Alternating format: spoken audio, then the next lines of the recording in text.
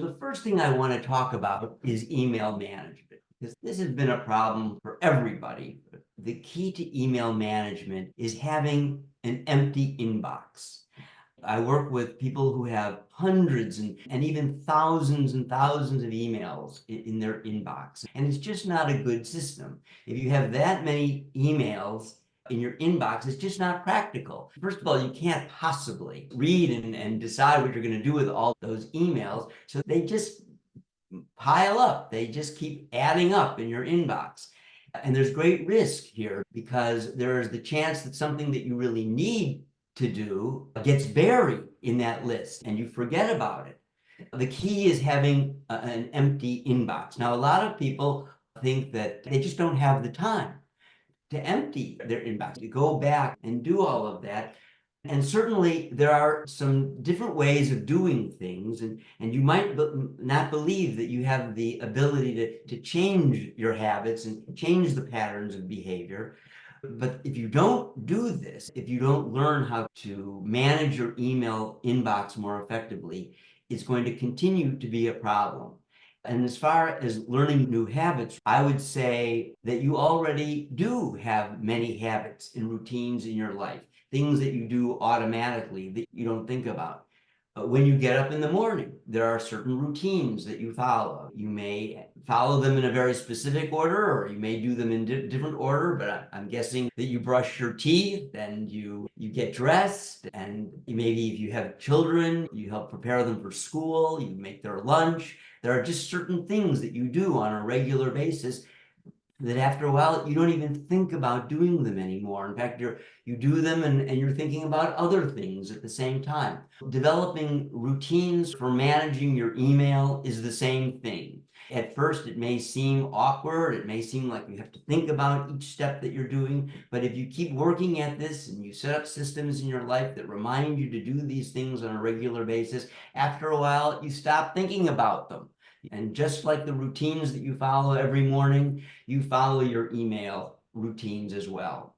So the policy is to have an empty inbox. And in order to do this, there are certain modes that you have to pursue. The first mode is your cleaning mode. First of all, you got to get that inbox clean. And it may involve purging some of your very old emails first. But as you get into looking at more recent emails, then you need to create some folders where you're going to put all of these things. Now, we're going to talk about a cleaning mode and we're going to talk about a planning mode. And when you're in cleaning mode, the goal here is not to think too much about what you're doing with these emails. It's just to move them. And so you have to have folders where you move them to. And you might have a folder like needs attention for things that you want to look at later and decide what you're going to do with. You might have a folder for project management. If you're going to send something to somebody else to have them do it, if you're going to delegate something to somebody, then you may want a folder that is waiting for response. When you send something to somebody and then you move your email into your waiting for response folder. So again, you don't have to think about that anymore. So you might want to create these folders. And then as you look at the emails in your inbox, you can make some decisions about each one without thinking too much about this, because your goal is not to do anything right now. People make the mistake of going through their inbox and doing things as they're looking at their emails. And that's a mistake, because the minute you start doing something, you're no longer cleaning and you're just reinforcing the existing habit, the existing problem that you have. So let's break this pattern. While you're in cleaning mode, let's break this habit of doing while you're cleaning. We'll look at each email and decide what you're going to do with it. You may just want to delete it, in which case you delete it. Otherwise, you move it to needs attention, or you send it to somebody and you put it in waiting for response, or you put it into a project file to keep it together with other things in that project. But right now, you're just cleaning and you got to get everything out of that inbox. Now, once that inbox is empty, then what you need to do is schedule some time to look at the needs attention folder. And now we're in the planning stage, and you're going to look at each email in your needs attention folder and decide, okay, what are we going to do with this email? Is this something that I can delete, perhaps? Maybe I don't need to do it after all. Or is this something that I need to do right away? In which case, I would recommend that you just do it. Or maybe it's something that you can do but defer. Now, most of the stuff, I imagine, that's going to be in your needs attention folder is going to be things that you can defer. There are very few things that are emergencies that you have to do right now. So most of the stuff is going to be deferred. But if you're going to defer something, you really need to have confidence in your deferral system. You need to have confidence that you'll be able to find these things later. So I recommend that if you need to do something, rather than just hoping to do it later, you actually put it in your calendar. So this would be a good time while you're in planning mode to be calendaring the things that you need to do. That is going to increase the likelihood that you'll actually do them because people respect their calendars. And that's one of your automatic routines. You look at your calendar all day long.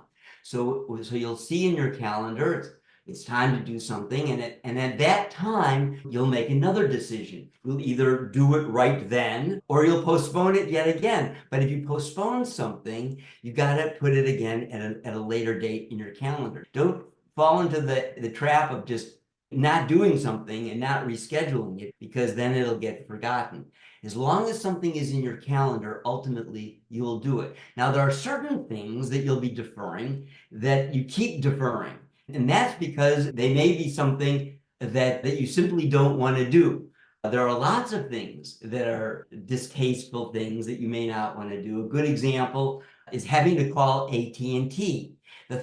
Just the thought of having to call AT&T is so distasteful because you know that it's going to take a long time and it's going to be hard to get to the right person, and they're going to thank you and tell you how they're looking forward to helping you, and then they're not going to help you.